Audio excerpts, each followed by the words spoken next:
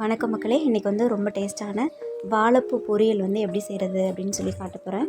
முதல்ல இந்த மாதிரி ஒரு கடாயில் கொஞ்சமாக தண்ணி ஊற்றி நல்லா காஞ்சதுக்கப்புறம் நம்ம குட்டி குட்டியாக கட் பண்ணி க்ளீன் பண்ணி வச்சுருக்கிற வாழைப்பூவை வந்து அதில் சேர்த்து நான் ஒரு ஒரு ஒரு 3 நிமிஷம் 3லேருந்து ஒரு 5 நிமிஷம் வந்து பாயில் பண்ண போகிறேன். இதில் கொஞ்சமாக மஞ்சள்தூள் சேர்த்து இது வந்து ஒரு 3லேருந்து 5 நிமிஷம் பாயில் பண்ண போகிறேன்.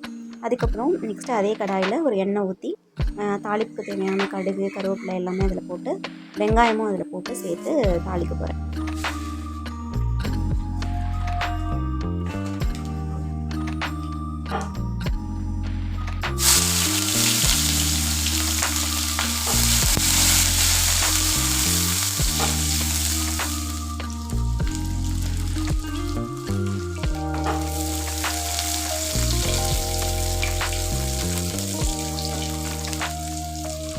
வெங்காயம் வதங்கினதும் நான் வேக வச்சுருக்கிறேன் அந்த வாழைப்பூவையும் நான் வச்சுருக்கிறேன். இதுக்கு வந்து தேவையான அளவு உப்பையும் இதையும் சேர்த்து நம்ம வந்து இதை சிம்மிலேயே வச்சு இதை 2 நிமிஷம் வதக்க போகிறோம்.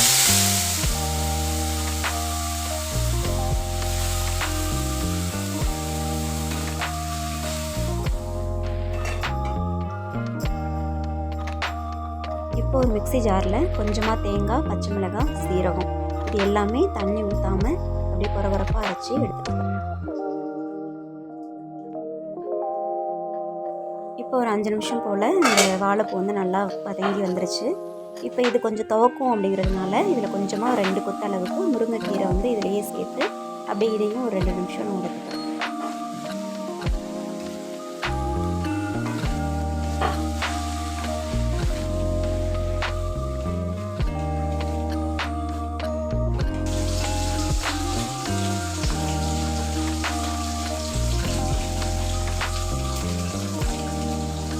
நல்லா வதங்கிடுச்சு. இப்போ நான் அரைச்சி வச்சுருக்கிற அந்த தேங்காய் கொரகொரப்பாக அரைச்சி வச்சுருக்க தேங்காவையும் இதில் சேர்த்து இதையும் ஒரு 2 நிமிஷம் போல் நான் அதை வந்து சிம்மிலே வச்சு நான் மிக்ஸ் பண்ணிக்கிறேன்.